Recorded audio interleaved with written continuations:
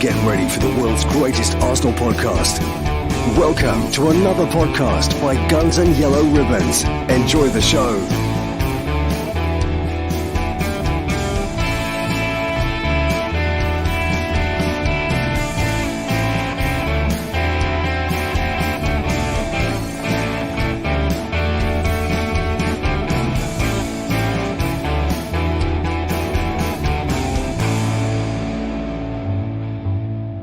Hello, good evening. Welcome to another episode of Guns and Yellow Ribbons. My name is Fergus. I am your host. I'm joined by my three good muckers, my mates, my sidekicks, my confidence, my biggest pains in the arses that I know, to be honest. You pissed again, Ferg? No, I'm on the water. Actually, I've been very, very good since Seville. We'll talk about that in a minute. Alex, you're back in the land of Viking. I won't say the other word. You know the word. I know the word. Yeah, got back yesterday. I've been over for the game Wednesday. Watched that game with my granddad, the Seville game, and then we went down to Seaford where they live, and we celebrated his 80th birthday over the weekend. So, got back late yesterday, so a bit tired today. But looking forward to talking Arsenal. Dan, you've been represented in Block 5 on Saturday. I wasn't there, unfortunately, and I had to leave early on Wednesday. But good to see you again, mate. Are you okay? Yeah, I'm good. I've had a tired one, so it's been off the drink for the last couple of games. But before we start, Ferg, what's the reason you're telling people why you didn't go to the game? Is it because you wasn't well, or are you going to tell them the real reason like you told me? What was the real reason I told you? No, there was an upside. I wasn't well, but there was an upside. We'll get into that.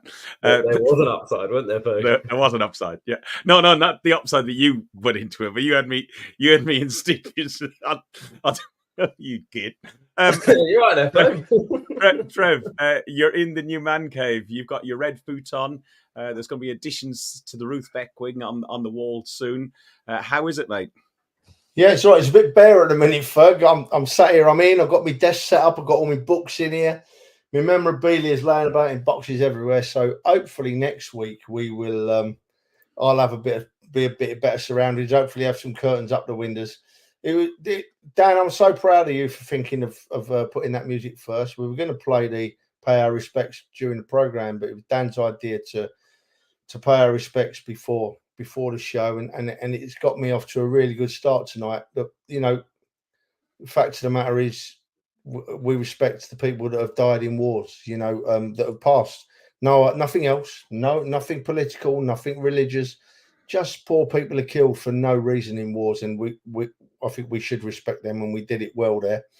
I've got no notebook, Ferg, Dan. Alex, I've got no notebook. I've got no notes. I can't find anything. I can't find my lighting. That's why I'm a bit dark tonight. So I'm actually just going on what comes out tonight. So God help you, anything could happen. That's what you usually do, isn't it, Trev? Well, Trev, we asked for the title to be called Consistency, and you're just winging it. So that is consistent. And Trevor sent me a text. He said, I want my opening line. I want to talk about consistency. I said, that's fine. You can talk about consistency, but don't cover the whole podcast in 3 minutes and 34 seconds like you did last week. Ferg, I'm sorry. Look, we've had two great wins, great games of football. The referees have been crap. VAR has been crap. Good night. See you next time on Guns and Yellow Ribbons. Hey guys, we're going to look at the Seville game. We're going to briefly look at that one because it is nearly a week away. I had to leave early because I wasn't well. I had some sort of kidney thing, and I had to miss out on the Burnley game, which we will talk about it in a bit more depth. Plus, we're going to talk a bit more about the consistency side of things. In particular, we'll hark back to Newcastle. We'll look at the Burnley game, and we can even cross-reference the Chelsea-Man City game that was played at the weekend to show just the failings of our officiating and the failings of VAR, and it's just crap, really, isn't it? It's just crap. The topic that Dan was talking about, the Burnley game. So yeah, I wasn't well, and I rang Dan and said, "Look, I'm not going, mate. You be fine in my seat and everything else." And James was down there with them, and I said, "Guess what?" I said, So the wife's out Prosecco day, out with her friends. So I'm going to watch the Tottenham game in the morning. I'm going to watch the Arsenal game in the afternoon, and then I'm going to watch the Newcastle Bournemouth game, which did pan out that way. Then she brought a mate home, and Dan behave. How did you hip, Ferg? Did you hip all right now?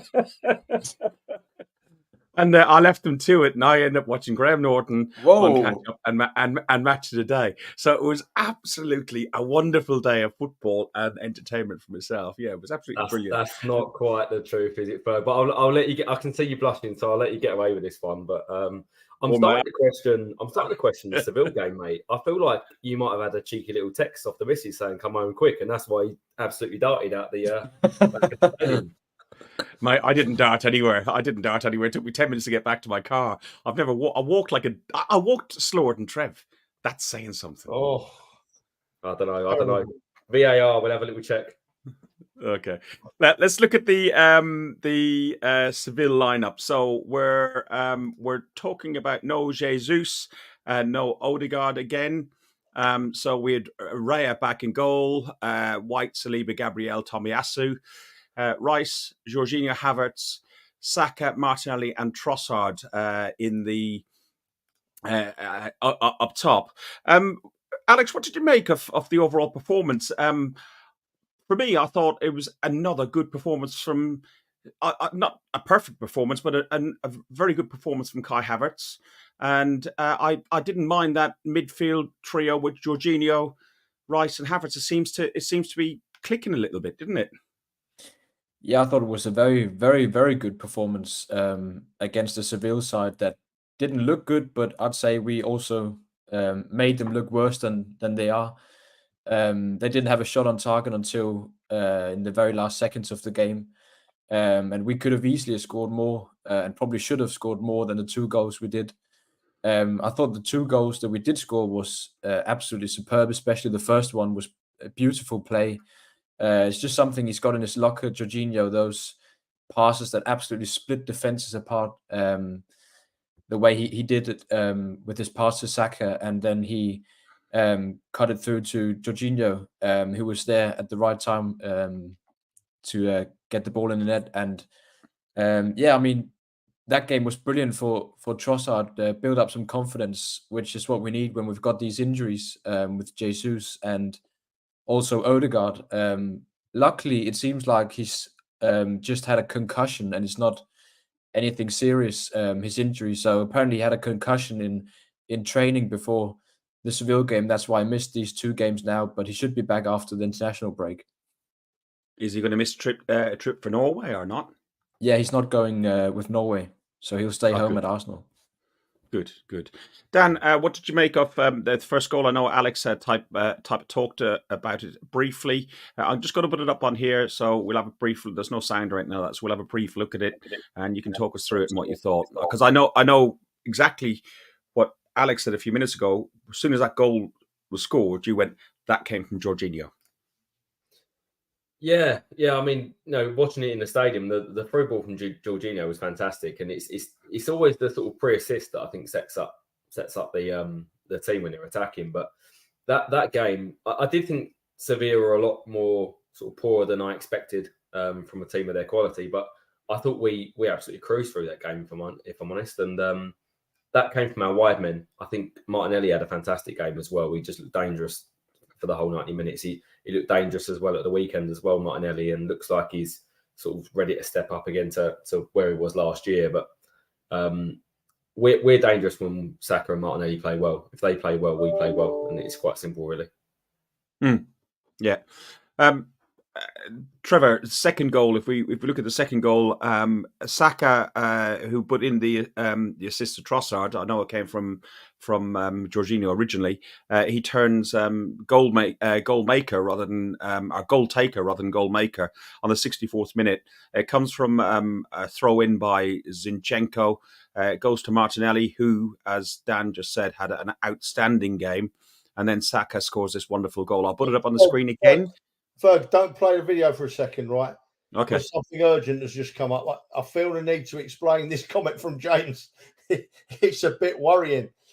When James says beside him, he means like standing beside him in the Emirates, nothing more. You know what I mean? Sorry, James, I just had to get that straight, mate. You know, right? Go on, Ferg.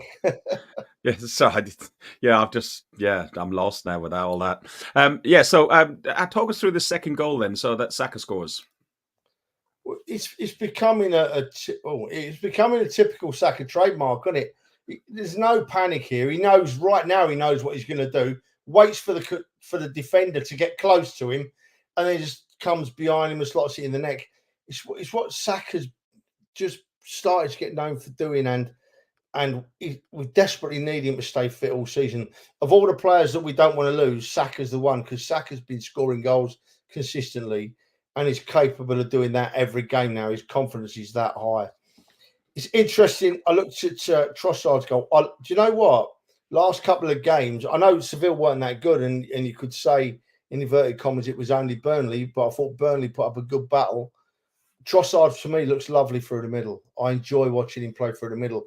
I can't put my finger on what it is, but I just like watching him play through the middle, and he's got some bottle about him as well. And I heard a little statistic the other day that I think he's scored 7 goals this season, Trossard, and Saka has set him up for every one of them, has assisted him for every one of them. So looking at that, they must be developing some kind of understanding, and Trossard through the middle and keeping Saka fit, it excites me. I think it's only good for the Arsenal going forward. Can I add to what you just said, Trev? Because I think Trossard, he's been immense. He's been there for less than a year, and he's played 1,670 minutes, and he's been involved in 19 goals. So that's a goal every 87 minutes he's been involved in. So the impact he's had since he's come, and for the price we paid for him as well, he's been an incredible signing. Agree. Yeah, he's I like his movement, and I like his confidence. He seems to be very confident playing through that middle. And I know we're going to move on to Burnley, so I'm not finishing the podcast early, Ferg, but his goal against Burnley showed just how far he's willing to go to put the ball in the net, and that can only be a good thing. He's still not the answer, though. You what? He's still not the answer. No, he's not the answer. No, I agree. No, he's not. He's not a striker, but I think he's far more effective than some other players that we've got in that position when he's given a run of games. I couldn't see Eddie, possibly even Jesus to a certain degree, being as potent as him, Saka and Martinelli. I think Jesus does an awful lot on the pitch without trying to just dig out Eddie on there. But I don't think he's as much of a goal threat as Trossard, Dan. No, Dan's right. Dan's right in what he says. But I always think I'm looking at what we've got at the moment, what we've got in our squad at the moment. For me, on the evidence of the last couple of games and when he's played in there previously, I would choose Trossard to play through the middle. I would. I genuinely would. I think I'd rather him there than Eddie, if I'm totally honest. I think his link-up plays better. His movement is better. He's a bit more intelligent in the way he drops into spaces. He doesn't start over Jesus when Jesus is fit. We still need a centre forward. I think he plays better as an impact sub when he comes on the left. But agreed, he's done what's in front of him, which is all we can ask from him, really. But I just feel like if you play him in that role against a Man City or a Liverpool or something like that, a big game, I don't think he has the same impact, because I don't think that's his best attributes in those sort of games. He's there against a team that plays a lower block when he has to drag people out and move them around positions. When he's got a solid centre half, you put Ruben Diaz up against him, I don't think he does as well, in my opinion. No, okay. You're right. No, I think you're right. But as I say, from what we've got, it's an interesting point, isn't it? Because we've already discussed a couple of them, but in my mind, we've got 2 or 3 players that I would trust playing in the European games, in the Champions League, that I would trust playing against, with the greatest respect, the lesser sides in the league, like Burnley, Sheffield United, Tottenham, right? I trust them. But when it comes to playing the real big sides, I think we've got 2 or 3 players that I think we're not quite there yet, and yeah, hopefully that will change. Well, we're going to get proved wrong, because we're going to win the league anyway. I mean, the only reason I bring that up, and it's not being negative, is just we have such a reactionary fan base, and 2 games later, he could have 2 poor games. Everyone will be on his back again, and it works both ways. I think don't get on his back if he doesn't have a good game, but also 2 games against what was a poor Seville side and reactionary. Oh, I lost me.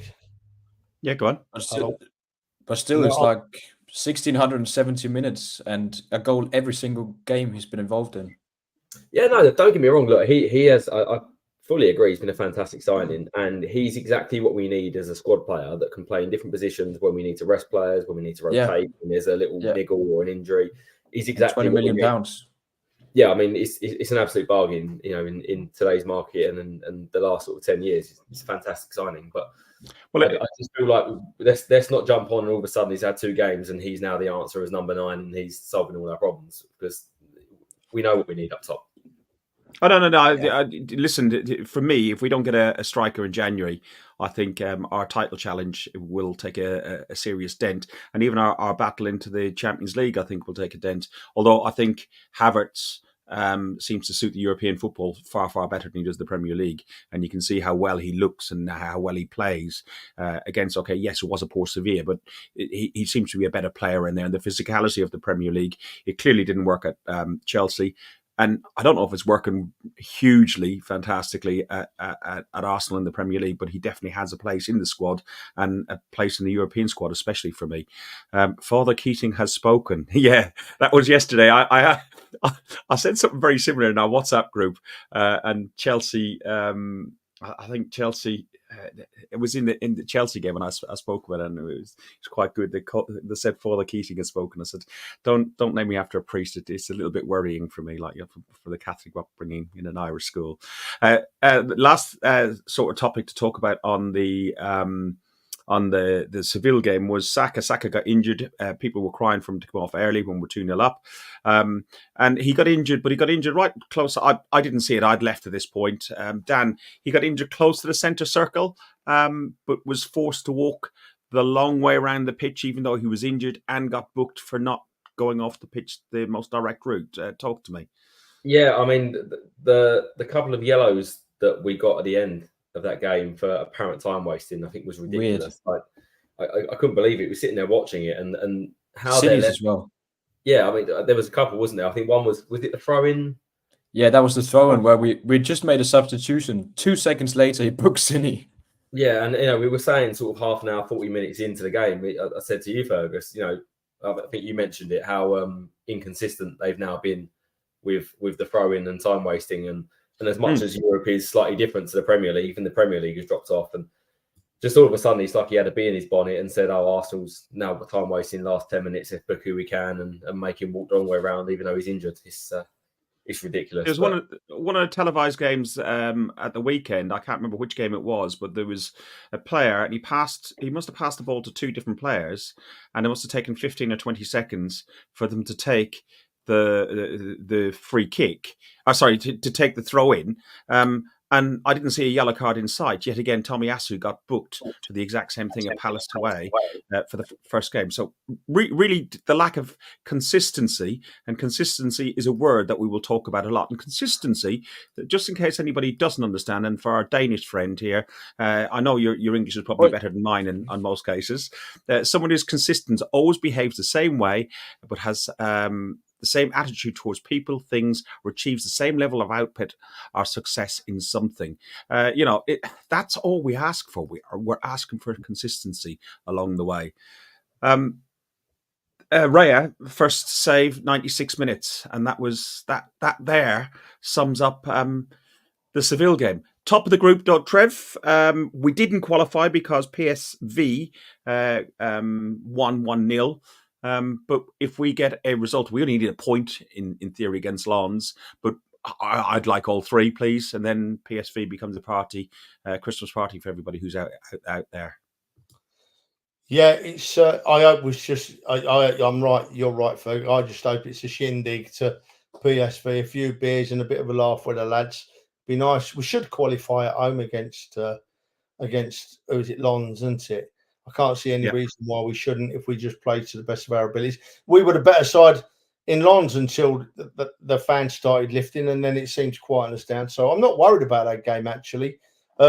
I'm more worried about when we get out of the group. I want a night with us four, like we had in Madrid, somewhere in the knockout stages, because that was a very good night, and I'm ready to do it again. So yeah, Mojito Trade will be in the house again. Well, do you know what I think? I'm going to change the cocktail next time. I think we might go for something different, but I'll think about it. Ooh. I'll give it some thought. He's gone porn star martini, isn't he? That's your drinking it, Ferg, from the weekend.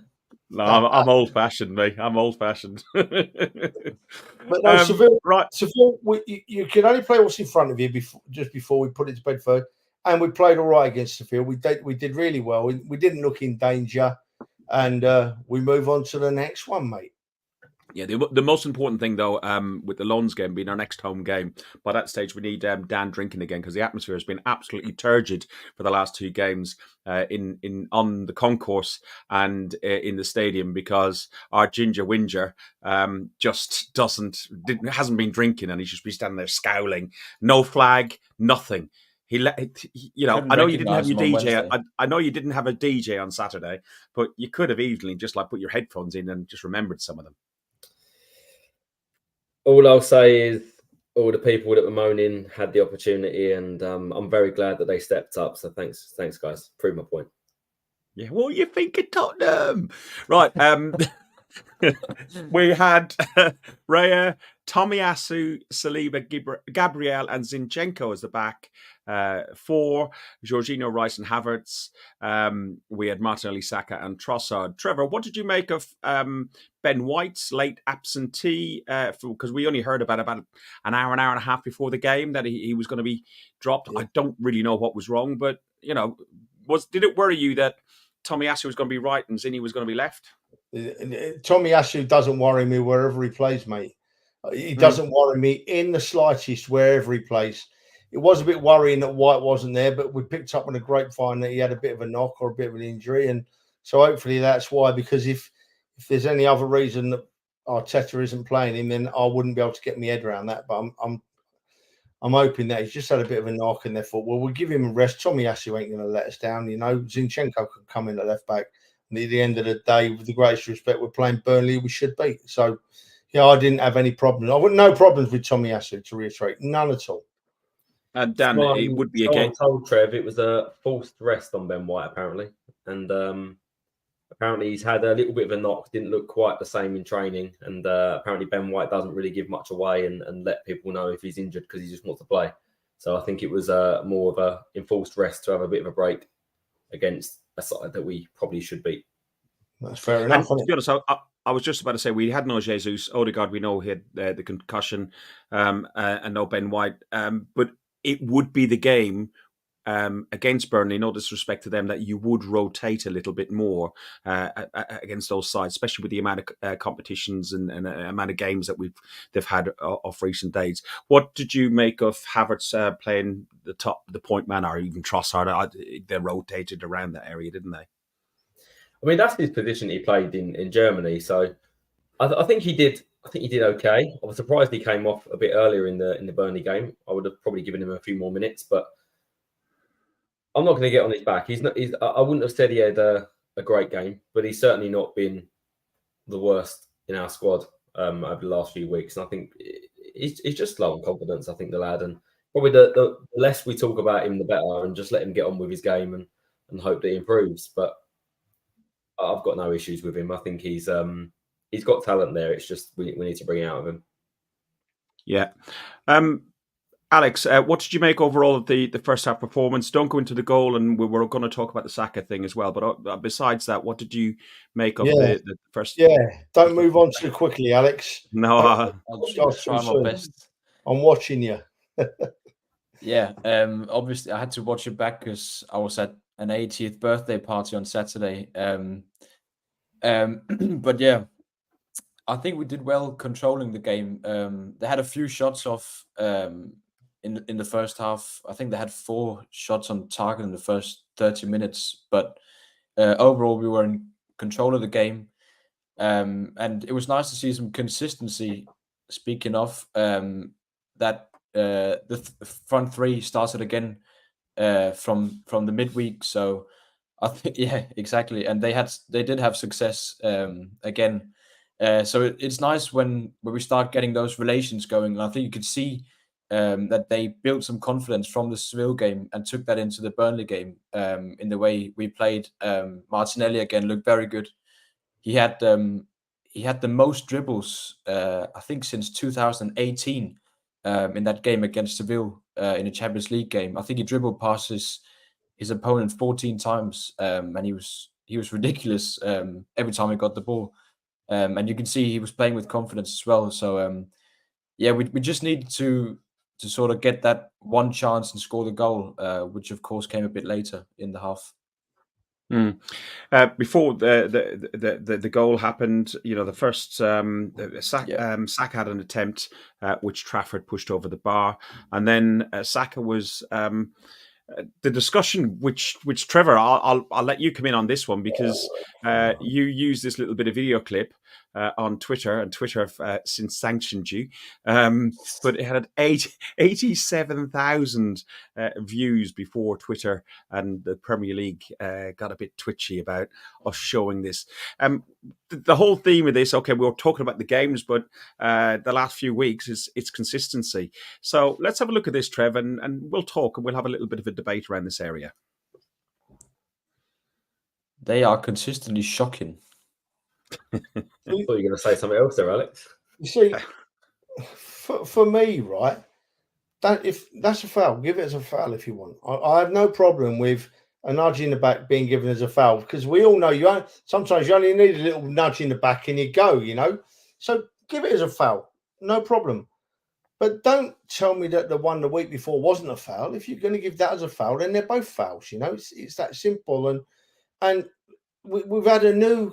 Has anybody ever heard of this committee before that popped up last week? The Premier League Prime Game Dispute, or whatever it was. I can rephrase that, a load of bull crap committee. You know what I mean? They're actually telling us that wasn't a foul at Newcastle, but then telling us that Saka, the little nudge in the back, was. So it's not difficult, I know, but I'm absolutely confused about it all. I've just had Twitter on there, and Keith Hackett, who's a very respected ex-referee and a very respected person with his views on Twitter, is really going in hard on the other people that are saying that this committee and the other people that are saying it wasn't a foul, because he's saying it was undoubtedly a foul up at Newcastle. And if you're going to give that, if you're not going to give that, you can't give it against Saka. It's consistency, and it's not even debatable consistency. It's not like we're saying this one's different because of that, this one's different because of that. A nudge in the back is a nudge in the back. A push in the back is a push in the back. It's quite plain. It's quite simple. It's not hard. They're easy to see, and yet we're getting two different decisions, and that's poor. That is so poor. It's unbelievable. And I thought that Cucurella, is it Cucurella his name? Dan, you might know it. Cucurella, is it? Alex? Yeah, the long hair. Cucurella for Chelsea yesterday. I thought he was really unlucky, because Haaland's going down crying like a big 7 foot tall baby there when Cucurella's about 5 foot tall. And Haaland had been ragging his shirt all over the place just before that. So it was another inconsistency. I'm just confused with it all. And what annoys me, what's really annoying me now, is that these people are coming out with these lines. Yeah, it was a foul at Newcastle. Definitely a foul at Newcastle. No, excuse me, it wasn't a foul at Newcastle. No way was it a foul at Newcastle, but it was a foul against Burnley. Yeah, and they're telling us that, and they're expecting us to just believe it and go away. I ain't going away on it. I'm going to be mentioning it every week on this podcast now, because football is football, and we're not watching football at the moment. We're watching games decided by what they decide they want to win. They're going to give a foul when they want to, and they're not going to give a foul when they don't want to. And that's what's deciding games, and that's not football. And we're a tiny little podcast, right? But I'm not afraid to. I'm going to voice it out there, and I'm going to say every week what I think of them. They're rubbish, and they're taking us for idiots, which most of the time I am, if I'm honest. But on this occasion, in this instance, I'm not an idiot. I'm listening to people talking absolute crap and expecting me to swallow it, and it ain't happening. Sorry, Ferg, that ran over, mate. Oh, sorry. YouTube has started on other ear. 1 second. Let me stop that. Dan, talk to me on your view of that foul. So I've put some pictures up while Trevor was talking. We're talking about hands on the back. Saka correctly got adjudged for putting his hands on the back of the Burnley player and subsequently was penalised and they were given a free kick. Very, very similar position as to where the Newcastle player put the hands on the back of Gabriel's head, which went to VAR, went to independent committees, it went everywhere, and it was still adjudged that it wasn't a foul. Old man's club, and then as we said, the Cucurella one. You've got him pushing on Haaland. Talk to me, Dan. Honestly, I said this last week in that anywhere else on the pitch, any corner, anything they do, any little push like that is a foul, but just not given for our one against Newcastle. And it's ridiculous. I don't mind things like that being given as a foul or not a foul, but as we said, be consistent is a first step. But the one yesterday for Chelsea and Man City, I don't mind two players jostling for position, and you don't want to take the physicality out of the game. But just because one person lets go a split second before the other person doesn't then make it a foul one way or the other. You know, it's a ridiculous penalty to be given. It reminds me of the Old Trafford days of the champions being given penalties at Old Trafford and everywhere they go to change a game. So I'm not surprised it happens with Man City, if I'm totally honest. I think it's cyclical and it goes with the bigger team that's won championships, and I think we expect it. They start to get decisions, and it's nothing more than referees favouring certain teams because there's no other distinction between them. And the first picture you showed with Saka and the one at Newcastle, I can't see any difference. I literally can't see any difference. In fact, I'd probably say the one on the left is worse. Oh, it was that. And it was, you're right. The one on the left was far worse. I didn't want to go into that because I'm trying not to get too over the top, but you're exactly right, Dan. The one on the left was far worse, mate. Yeah. The one on the left being the Newcastle one, there was far more pressure put on Gabby. I know Gabby was going forward to head the ball clear off the line because Raya was positioning and so on. And the one that Saka did, which was the one on the right, was just a light touch of the back. Alex, what's your view on this and the lack of consistency in decisions? Be it, Howard Webb talked about VAR and didn't want to have these discussions about the obvious mistakes and so on. I'm not going to play the video again because it's not all about VAR. It's just about general. Yeah. It's almost like a ringtone, isn't it? It is, yeah. This is officiating on the pitch. I know they got VAR to back them up and everything else. What's your thoughts on it? Yeah, I mean, I think VAR is doing exactly what Howard Webb said it wasn't supposed to do, which is intervene in place or situations that isn't obvious mistakes, like the Cucurella Haaland one. I think you could give a lot of penalties if you look through corners and dead ball situations every game. There's so many tussles like that, which shouldn't be a penalty. And then it's just frustrating when you see near identical situations every weekend, which has different outcomes. And yeah, I mean, us fans, we're crying out loud for more consistency and better officiating because the standard is just so low at the moment.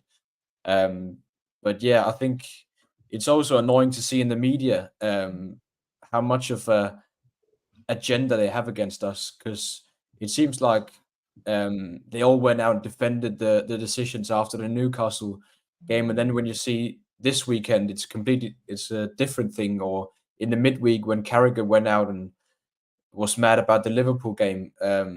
So yeah, I just can't be asked with all those media agendas against Arsenal. I don't think there's an media agenda against Arsenal per se, Alex. I think it's just the media just have to. For me, it seems like there is. Well, that Mark Goldridge last week. Yeah, he summed it up quite well in the sense that he said, it sounds like they're given a script and they're just told to push out the line or whatever Howard Webb and his cronies want to push out.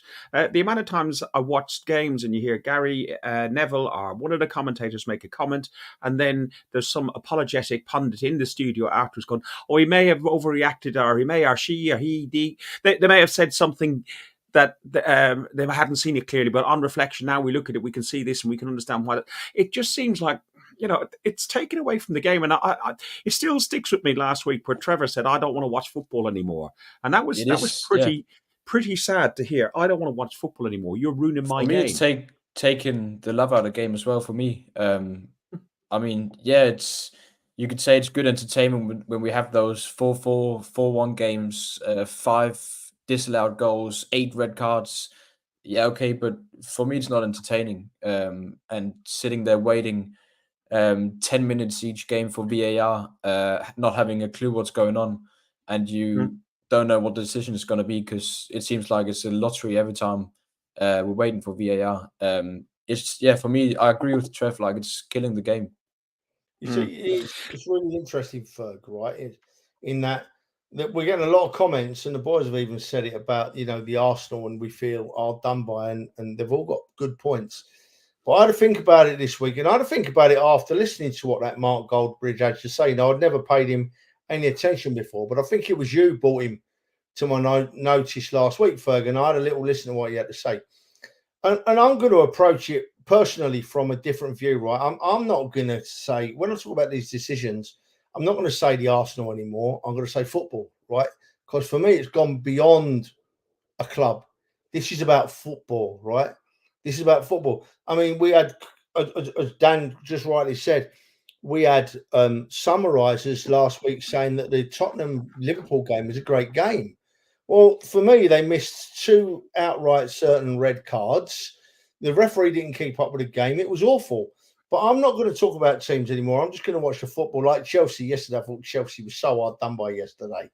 And I'm going to keep on working at it like that because these people, these VAR people and these incompetent officials, they're not killing Arsenal Football Club. They're not killing any football club. They're killing football. They're finishing football, right? And I get emotional. I did it last week and I'm getting emotional again now because football's been a massive part of my life. As you boys know, right? I live and breathe the bloody sport, and I want to go and watch a game of football and I reiterate, I want to go and watch a game of football and watch the best team win. If the Arsenal get beat, I want to come out of that ground saying, Jesus Christ, the Arsenal tried their nuts off tonight, but the other side was just too good. And we lost because they played better football. And vice versa, if I go and watch the Arsenal win, I want to say the Arsenal won that game and they won that game because, by God, we played well. But now it seems to me it doesn't matter how well or how bad you play. These officials are going to stick their oar in and they're going to have a word and they're going to change the outlook of a game. And it's upsetting. It upsets me. And I know I'm a big old softie, but it really does upset me. And I just want to see it ended. I want to see I want someone who's much higher profile than me. There has been the odd one, don't get me wrong. But I want people that are much higher profile than me. I want these pundits on the telly. I don't want them sitting there making jokes about it. I want them standing up and being counted. I want them standing up and saying, look, that was absolute rubbish. There's something not right here. But they're not doing it for some reason, and I don't know why. It's horrible. I don't think it's so much about VAR intervening. I think for me, it comes down to ownership as well as consistency. And in that it should be either or the referee or the VAR that takes ownership of decisions. But at the minute, you've got referees that are scared to make a decision on field because they feel like, oh, VAR will pick it up. And then VAR come out and say, oh, it wasn't clear enough for us, we can't intervene. But someone has to be there to make the right decision. And the only person who should be making that decision is the on-field referee.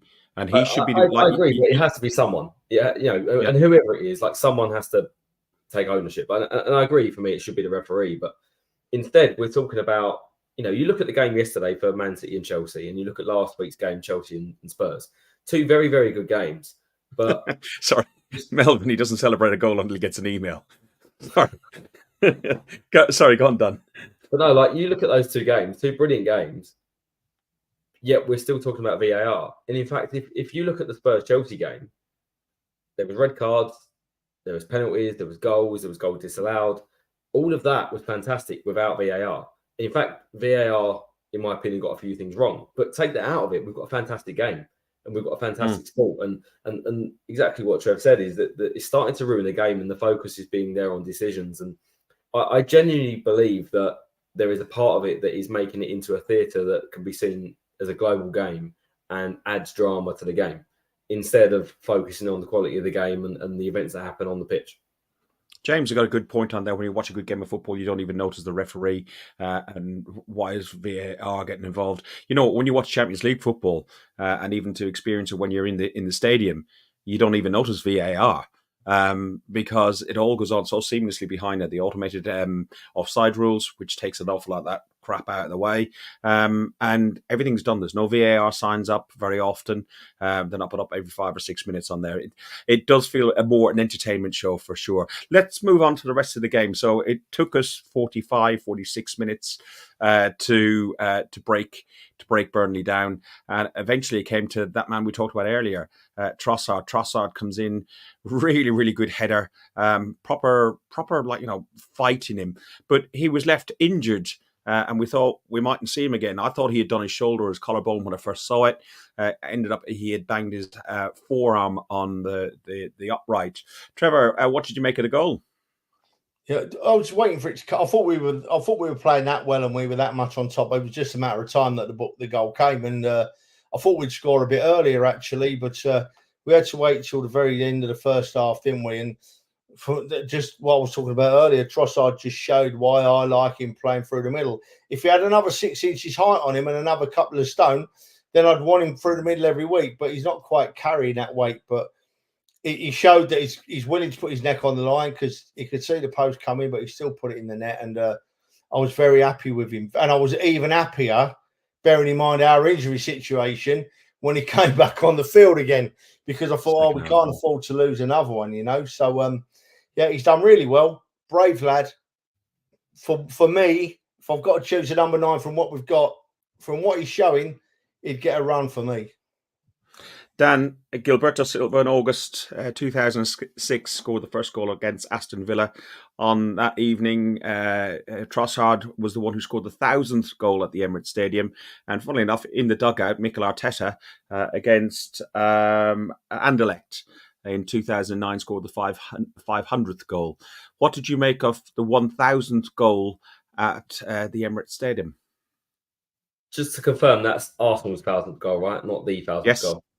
No, Arsenal's 1,000th goal. I was going to say, I don't know how many goals were actually on in the stadium. That would be quite interesting to find out. Because I think the first goal was actually Aston Villa, wasn't it? If I remember right. Yeah, I just told you it was Gilberto Silva against Aston Villa. He got our first goal. But I think the first goal at the Emirates was from a Villa player. Yes, I can't remember his name. I think he was. I think it was a Scandi as well. Oh, I think he might have been actually. Can't think of his name. Yeah. But yeah,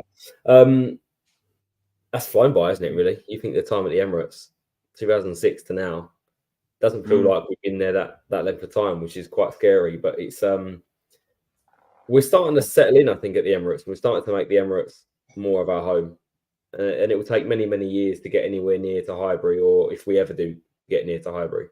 But yeah, we're starting to make it our home. We're starting to make it a fortress, and we're starting to have a fear factor when teams come to the Emirates. And you can see a game like Burnley now, where we are very, very comfortable making 4 or 5 changes to that team, whether it's injuries or rotations or whatever it is. And yeah, we're quite clearly the dominant side against 99% of teams that play there. So it was actually quite a weird goal in the stadium. I mean, it was a very muted stadium on that day anyway, but I stood next to James and for a couple of minutes didn't even know if there was a goal or not. I just expected for some reason it to be ruled out or not given. Obviously, we're so far away from that goal where we sit in the corner that I wasn't even really sure it was a goal. It was Olaf Malberg for Villa that scored the very first goal at the Emirates. I was right in saying it was a Scandi guy with a name like that and stuff. Yeah, was he Norwegian? Swedish. Yeah. Alex, what was your thoughts on the goal? And listen, what was your favourite of the 1,000 goals that you've seen? Oh, that's a difficult one. The the first one that springs to mind is Henry's goal when he returned against Leeds in the cup. I remember just getting emotional when I saw it. I wasn't in the stadium, but I watched it on the telly. But that's probably my favorite goal. Him scoring, coming back, scoring the winning goal as well. Otherwise, I'll have to say it's probably that, and then the Arshavin goal against Barcelona in the Champions League. That was just a crazy moment as well. But there's been so many good goals and so many good moments as well. Trossard came back on, as you said, for the second half, Trevor, and then we got to 53 minutes, and Brownhill broke through. I think this is the Brownhill one where he breaks through, and he scores to make it 1-1 against slightly against the run of play. What did you make of Burnley's performance, Trev? Because I have to credit them that the Burnley of old under Sean Dyche were always hard to break down. They were like that Sam Allardyce type team. And they actually tried to play a bit of football, and they played decent football. I think it'll be their downfall, to be honest. But I thought they played really good football. What did you make of their performance? Yeah, I thought they came to play a bit. They came to put in a big effort for their manager. I thought they put in a better show than Sheffield United did. But I still thought that you could see quite clearly that we were the better side, and that goal from Burnley caught me on the op, actually. I didn't see it coming in the slices. But it was one of those games where I still thought, well, actually, I knew we'd win. In my head, I still knew we'd get more goals and win the game because it was completely against the run of play. But Birmingham didn't lay down, did they? They pressed quite well. And Birmingham? Their energy levels were high, Burnley, and the players weren't as good as the Arsenal players. It's as simple as that. What did you say? You said Birmingham. You've been hanging around me too long, haven't you? Never in a million years did I say Birmingham. Burnley. Okay. We won't argue with them. We didn't take long, Dan, till Saliba got his head on this, and he got his first goal this season for Arsenal on the 56th minute. Really well worked. And then not long after that, we had Zinchenko's goal. Saliba, again, Rolls Royce of a player, had an outstanding performance again on Saturday. What should you make of the goal there as well, Mike? It's surprising seeing how our set piece record is still at scoring goals and how good it is, because it's not something that you'd sort of link with the Arsenal of old. So for me, a set piece goal is always a bonus, and it's not something that I expect and the way we play. So when we get them, it massively takes the pressure off of scoring an open play. So it's good to see. It's good to see that the set piece coach is hopefully it's working. I thought it was poor defending from Burnley, and as you said, not what you expect from a Burnley side that was sort of under Sean Dyche. It would have never have happened like that. But we need to be able to do that at times when we need to get a goal and set piece goals. But for me, it's the response again is the biggest thing there. That they level up. There's people in the stadium saying, "Oh, this is going to be a slip up," and just before it starts to turn a bit sour and the fans get on people's backs again, we just we turn it around, we score quickly, and we did that last year an awful lot at home. That we scored straight after conceding, and long may it continue, because that will help us definitely push towards the title. I mean, the only thing that is different from last year is when we conceded last year, the crowd, there was a roar and there was a surge from the crowd. That doesn't seem to be there as much. I was listening on TV like you, Alex, and the atmosphere was a little bit flat. I heard what you think of Tottenham a couple of times, and Tottenham get battered. Yeah, okay, Tottenham had just lost a 1-goal lead in the last 7 minutes of injury time, which was absolutely beautiful. But yeah, it needs to be a bit better. And did you notice, Alex, the Ashburton Army? There were only about 25 or 30 of them on the telly. It just seemed low. It did seem low. What did you make of Saliba's goal? And then Zinchenko scores a wonder goal. We'll put that up in a second. Yeah, I mean, I agree with Dan. It was very important that we got back straight away, got a goal back straight away. We've seen many times before how difficult it can get the longer the games get on. they'd probably sit back more and more. And the pressure just adds as time goes on. So important that we got the goal back straight away. Nice to see that we can score again from set pieces. The Zinchenko goal again came from a set piece. We almost scored straight from the corner. I think it hit the bar. I can't remember if it was Saliba again. But then he's there, Zinchenko, to follow up. It looks like it was Saliba. Comes out to Zinchenko and he, I don't know, karate kicks it into the top corner. Brilliant goal. And kind of sealed the game off for us until something else happened a bit later, which we'll get into. For me, that was the 3 points locked in and what we needed to seal the game off. Dan, wasn't it really good? Normally against sides like Burnley, it's normally physical and they're always trying to get us on set pieces. And, we play this beautiful touchy Wenger ball, Arteta ball, whatever, definitely a Wenger ball. Yet again, we got a scrappy header at the end of the first half and then 2 set pieces from Trossard. I criticised last week for not getting past the first post, but this time he followed Declan Rice's instruction to the T and put the ball right on that 50p piece that Rice asked him to put it on. It was really, really good to see us getting those set pieces goal, don't you think? A lot of people forget that's the Arsenal of old.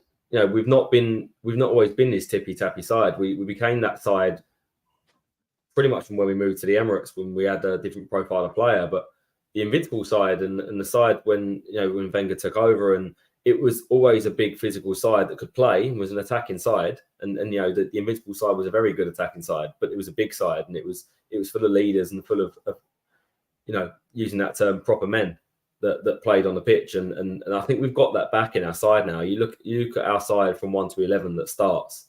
We've got some big players in there now, and it's what top teams have. The Man City side are a lot bigger and stronger than people believe. That the Chelsea side the last 10 years that have won the league was a big physical side. Man United was the same, and that's an attribute that you have to have if you're going to win the league. Yeah, no, I agree. Trevor, we went on to Vieira. He came on for Havertz on the 58th minute. He wasn't that long on the pitch. I think it was about 20 minutes on the pitch, and he saw red. How did you see it when you saw it first? And we'll play it in a second. How did you see it when you saw it first? Well, when I first saw it, I thought, I'm not sure about that. Then when I watched it back, I thought, what is coming to consistency again? His boot was up, right? And you look at it and you think, it's a booking. There's been worse ones that haven't been given. Once again, consistency. By looking at that instance, for me, that's ascending. He's gone over the ball. He's not meant it, but that doesn't matter. He could cause serious injury. So I think it was right for him to go. We've got to hold our hands up. And I thought that Arteta's comments about it in the aftermatch interview were absolutely superb. Absolutely superb. The way he turned that interview around at the end and made sure that he got a mention in about the referee, the decision, and the VAR. I just can't get out of my head a second. Just going back one step, Ferg, as I do. I do. I'm sorry. Yeah, so we mentioned Wenger ball and we mentioned Arteta ball. Well, for me, the difference is against Burnley. For me, the difference is, and Dan mentioned about the set piece, is that at the end of Wenger's reign, we didn't have a plan B. If Tippy Tappy didn't work, we got bullied and we lost games. But under Arteta, we're playing the short passes. We're trying to work the ball short and make these little triangles. But we've also got players of a size that if we have to go to plan B, we can score goals from set pieces and we're not going to get bullied off the ball. So, for me, coming under Arteta, it's lovely to watch that, but it's moved on a bit. There is a plan B there, and I like to see that. Yeah, I think Arteta has built a team probably with the Pep City type, the Wenger type ball, but also he's got some stature in the players. All the players are much, much bigger, not the small players that Wenger went, and more the invincible size of players. When you see, you don't realise how big Kai Havertz is and how big Saliba is until you actually see them in the flesh. I watch. They were talking about. I can't remember what player they were talking about. It wasn't even an Arsenal player on some radio show doing a quiz. How tall is he? And they went, oh, he's about 5'9", 5'10". And I thought, well, yeah, if you've seen him a lot on TV, that's about right. But I had seen him only a few weeks ago at the Arsenal, and he was actually 6'2". And you just don't realise how big these players are. And the Arsenal squad is just monstrous at the minute, Dan, don't you think? Yeah, I mean, just looking at James's comment, I think we're not digging out Wenger by any means, not at all. In fact, it couldn't be the complete opposite of a man that's done so much for the club. So it will never ever be in Wenger bashing like some people do on here. But it's a very different approach, I think, from Arteta to Wenger. Wenger did have, in my opinion, towards the end of his reign, a very sort of focused view on what he wanted and how he wanted to play, and like you said, didn't have a plan B. Whereas I think Arteta has a basis of you must control, you must dominate, and there's different ways of dominating. You can dominate with physicality as well, and he always mentions about winning duels. And if you're going to win a duel, you have to have that physicality about you and be athletic. So, but we've got so many big players in our squad now it's a good attribute to have if we need to mix it up. Absolutely. This is an interesting question from Melvin, mate. What do you make of that? It's an interesting question, It gives us the option to play him in midfield. I was talking to somebody, I don't know if it was in one of our WhatsApp groups, or somebody was talking to me, and they were saying, oh, we could possibly push Zinni into the midfield.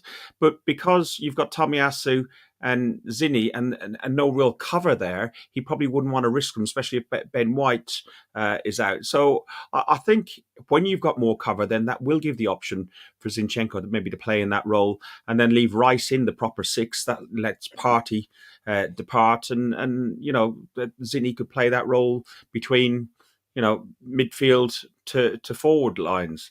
It just shows how football is evolving. And I know we talked about Wenger a minute ago, but football has changed an awful lot, even in the 5 or 6 years.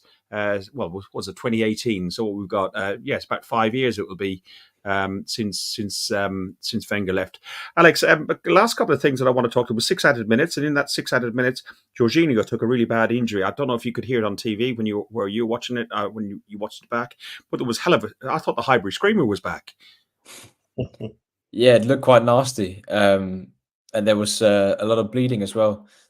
But yeah, I mean, hopefully he'll be all right. I think we really need this international break. We've got a lot of knocks on our players, and a lot of players who are nearly getting back. So I think it's a well-needed international break, not only for Dan but also for our players.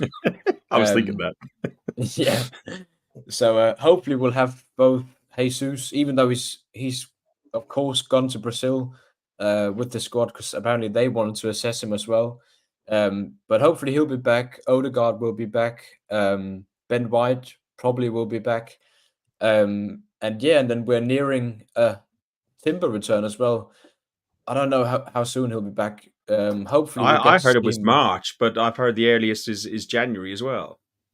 Yeah, I think we definitely don't want to rush him into the team, but I think we might see him February, March sometime. I think he's probably going to surprise us with how soon he'll be back, because usually ACLs, or what we used to see was I think it was Salibas actually who split Jorginho's head open.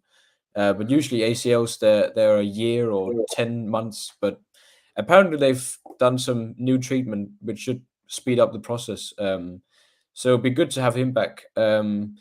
Nice going into the break with momentum as well, and getting some of the other fixtures going our way. City dropping points, Tottenham as well. I think we're in a very good place at the moment. Top of the Champions League group. We've played some difficult opponents, and still we're only a point behind the first place.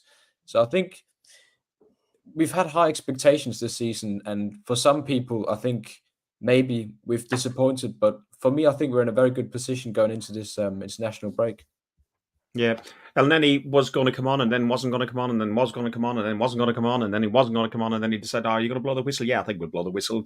And El Neni didn't get an appearance. But I think that was just the fun and games that we're having off on the side of the pitch. It carried on into the media room. Arteta was in a jovial mood. And he just had a little bit of playing in 72 hours with the last 3 games. How we play against Newcastle, how we play against Sevilla, how we play today, how dominant we were against teams that is very difficult to dominate. The amount of situation that we generated, I think we fully deserve to win the game. And with the red card, yes, thank you for asking me. VAR was right, the referee was right. Really good decision, really positive from Mikel to speak about that. Yeah, good decision. Dan, it's good for him. I love he speaks about himself in third person. Yeah, he's that important. Dan, I know you're sending your liver to Dubai for the international break. You're staying here, for some treatment in Brentwood. But what did you make of Arteta's jovial mood and just taking the piss out of the journalists, really? My liver's in recovery, as is my vocal cords and the rest of my body. But to answer James's question first, will Dan be back? Dan would always be back because Dan would always be a positive fan that supports his club that he loves. So that's never going to change. No matter how many people want to moan, I'm just having a little break because I need a bit of downtime. Like every player, like Saka's picked up knocks along the way. I've had knocks over the last 2 years, and don't compare yourself to Saka. I need a rest. No, I can't compare myself to Saka because I'm even more. And don't speak about yourself in the third person on it because Dan needs a break. And Trevor, he's getting really above his station. He gets a cap, he gets ginger hair and a flag. What's he like, Trev? Mikel's picked up on the way I address the media, so it's good to see Mikel pick up on my habits too. Yeah, it is. Trevor, I love what Dan does, and hopefully he'll be back. What's the next game? Brentford away, isn't it? So it is, yeah. Old game at Brentford away. But imagine if we get to the last 7 or 8 games of the season and we're up there right in with a shout, then he brings Timber back into the side. What a boost that'll be, eh? What a boost that'll be. Unbelievable. It will. It's you talked about the international break, so I'm just trying to get something up here. 1 second, I'll see if I can get this up here. No, that's not it. I thought you got over that issue, huh? What's that? You got over that issue? Oh, stop it, will you? I'll have to put you on mute. One thing that's happening in this international break, Guns and Yellow Ribbons becomes 6 years old on the 15th of November. Our very first podcast was an audio one. If you do want to listen to it, go on to SoundCloud or Spotify or wherever you get your audios and you'll hear it. It's absolutely shocking. I am so drunk. And the audio is absolutely awful. But hey, listen, it's ended up where we are here now, and I thank everybody who watches and subscribes to us. This is from Zinni to you, to everybody from Guns and Yellow Ribbons. Trev, how long have you been doing it now? Don't know. I wasn't there for the start. I joined it when we were still doing just the audio ones. That was my first one. And I was very nervous, and I've loved it ever since. And I'll be forever grateful for you. Keep inviting me on here, Fergus, my old mate. I get a bit too passionate sometimes. I talk a load of old bull crap sometimes, but at the end of the day, I'm 61 years of Arsenal, and that's how I am, mate. Can I just change the subject completely, right? Because we mentioned it earlier, right? And I'm going to just stick one out there now, right? I can see the lad has got ability and I can see the lad's trying, right? But I'm really, really ready for a big game from Kai Havertz. I'm really ready to watch him play a game and think he changed that game. He's that good. I think it's got to come. I'm sure it'll come soon, but I'm ready for it to come. You can see the boy. There's something going on in his head at the moment where he's maybe at 95%. And I just want to see him drop all his inhibitions and play the football I know he can play. I'm ready for him to play a really big game. I agree. I do hope you're right, Trev. I agree, but I don't know. I would just have to wait and see. Like he almost did it against Seville, where he just nearly curled one into the corner, and I nearly thought, oh, this is going to be the moment, and then it just passed the post.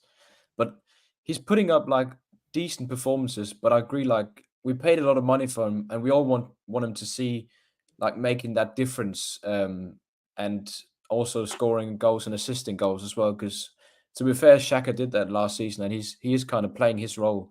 Yes. I'd love to see him get a break. No negativity, lads. No negativity. Look, No, it could be an expensive gamble, but look, if it pays off, as Alan said in the Champions League final, he scored one of the most important goals in Chelsea's history. Let him do it for us. A couple of other topics that were in the chat here, 2 from Pods and 1 from BX Gunner 81. The one, I think we half touched on this by Arteta's joviality in his media conference afterwards. De Zerbi and Ten Hag, they've all made comments.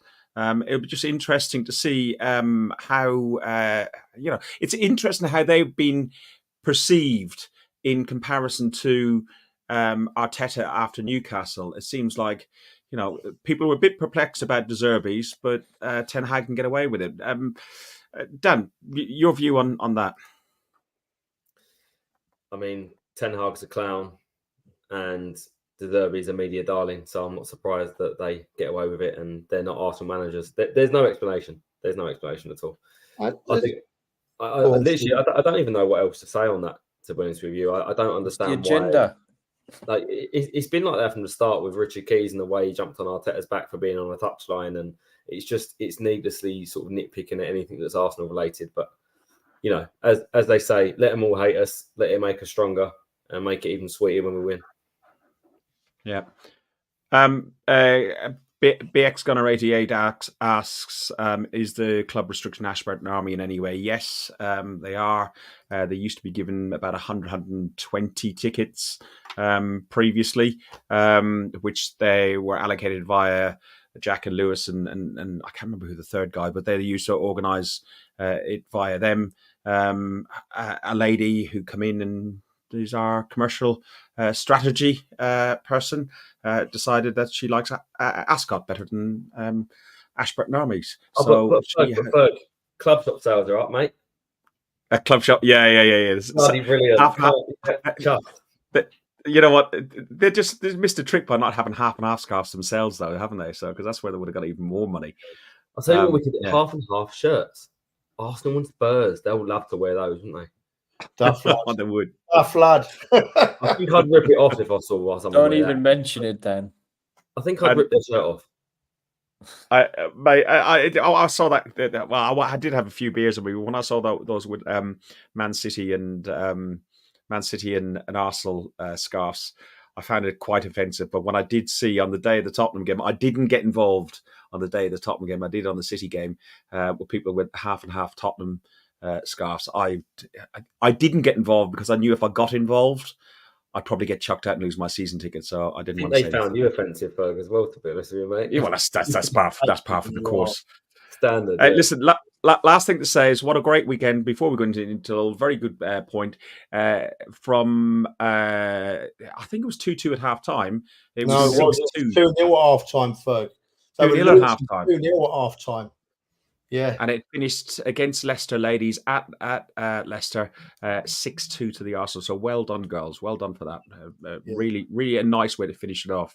It has to be said, mate, that we don't mention the ladies a lot on here, but having said that, I can't get to watch the ladies as well as everything else. So I'm not really qualified to give an opinion. And if I gave an opinion, it probably wouldn't be the right one. So, but there are some great outlets out there now, social media outlets out there now that solely concentrate on Arsenal ladies, and they're well worth a watch because they know what they're talking about, and the ladies do really well. So good luck to them and well played, girls. Ferg, you've got to play that video now, mate, because I want to. No, I know. Play. I'm ready. Play it. You're chopping out of it. So I was watching on Instagram the other week, and I saw this little video of a young lad. He's probably about 7 or 8, and he's gone to his first Arsenal game, and his dad made a lovely, lovely video of it. I'm going to play this for you guys. It's young Alfie and his dad, Nick Preston. For a couple for forget your troubles for a while. From the full nil to the hemi, all the faces are the same.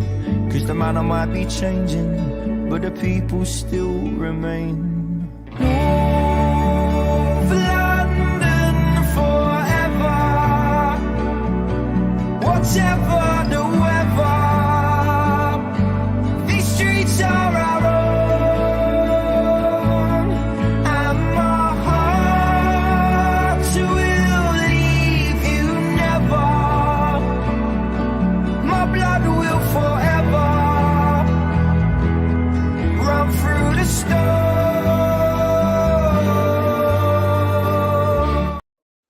What an absolutely beautiful video. Nick, thank you very much for letting us play that. And Alfie, I'm glad you enjoyed your first game. Trevor, yours was back in 1970. Mine was was much later, was 1999.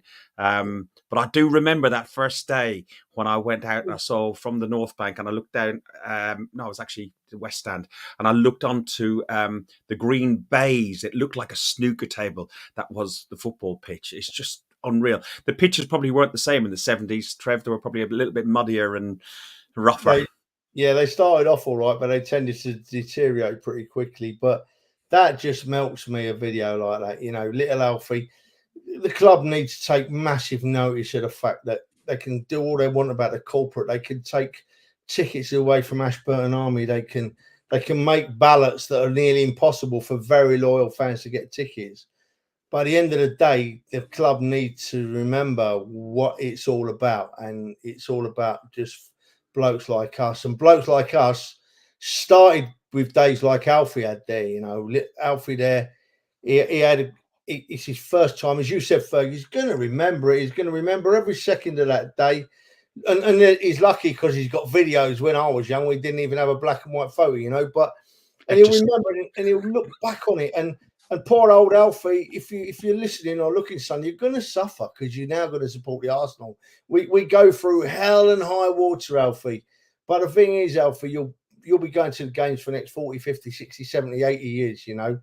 And the Arsenal Football Club needs to remember that, young Alfie, you're what it's all about, mate. You're what football's all about. And welcome to the family, son. Welcome to the family. Welcome, Alfie. Dan, do you remember your first game?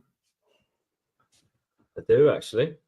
2004 East End Upper at Highbury. I think it was Martin Keown's testimonial, actually, was the first one I went to, actually in the stadium. And what's the very first sort of image that you remember from, our smell, sensation that you remember from football? The first one I remember is years and years before that. I remember my granddad taking me to Highbury and he put me on his shoulders and I looked over what was the gates at that point and you can see the pitch. And I just remember looking over and just seeing how big the stadium looked at that point, even though it was a smaller stadium than what they are now. And just seeing the pitch and, as you said, looks like a carpet and just something that never seen before. And it looked like a different world. Alex? Isn't it? Exactly. Yeah, it's special. I remember I went to Highbury. I think must have been 2005. And yeah, just seeing it, being outside. I'm happy I got to see it before it got taken down. And yeah, of course, I went with my grandpa. And he told me, I didn't know actually, but his first game was in 1951 against Rangers. Trevor was in his 60s then. Yeah. His first game was it was a friendly against Rangers. So yeah, he's been going for ages as well. And shout out to Big T as well. He took his boy for his first game. I think it was this weekend. And yeah, just the joy on his face. You could see it in the pictures. It's just what it's all about. Yeah, he daren't put him on his shoulders, otherwise he wouldn't see nothing. His head be in the clouds if he was on Big T shoulders. The film Fever Pitch, we all love Fever Pitch because we're Arsenal. Nick Hornby. But it sums up that part of a fan's timeline perfectly, because that bloke almost drags his son to that first Arsenal game. He almost drags him there. And you said it earlier, Ferg, as soon as he walks up and he sees that green and that stands, bang, he's hooked. He's just like that. He's hooked. And we all are. and it never goes away. Even when you're an old beggar like me, it still don't go away. You know, you're stuck with it for life. You know, God, I love it. I was just about to say, Trevor, about how it never changes. And I remember, like a few years ago, I took my nan to the North London Derby, and I think she was probably shouting as loud as I was. It's it never leaves you. No, it never leaves. Bradford City was my first game, August 1999. But you know what? I do remember, because I lived local, but I do remember the first time I came in. It would have been probably when I had my season ticket, when I came in by tube and I came out of the Arsenal station. And as I came up that funny like hill sort of thing with the segregated area, as I got closer and closer where the ticket barrier is, I could smell the sweaty onions and shitty burgers. And it was just like, it's football. It's just, it's just unreal. It is that smell of onions. Yeah, it is. It is. Burger some changes after shave since. No, I haven't. No. Thank you. I was waiting for that. It's great to see all you other guys in the chat saying what your first game was. Look, if you like what we do, go over to YouTube, click on like, subscribe. I think we're up to 952 subscribers, so we're getting there. We'd love to get to that 1,000 mark. If you can do, brilliant. You have been watching the sixth birthday podcast of Guns and Yellow Ribbons, an Arsenal podcast by Arsenal fans for Arsenal fans. Thank you, lads. Thank you, everybody in the chat. Up the Arsenal, fuck the Spurs. Thanks for listening to Guns and Yellow Ribbons, an Arsenal podcast by Arsenal fans for Arsenal fans. Follow us on Facebook at Guns and Yellow Ribbons or Twitter at Guns and Ribbons. And remember to rate and review us too. Up the Arsenal.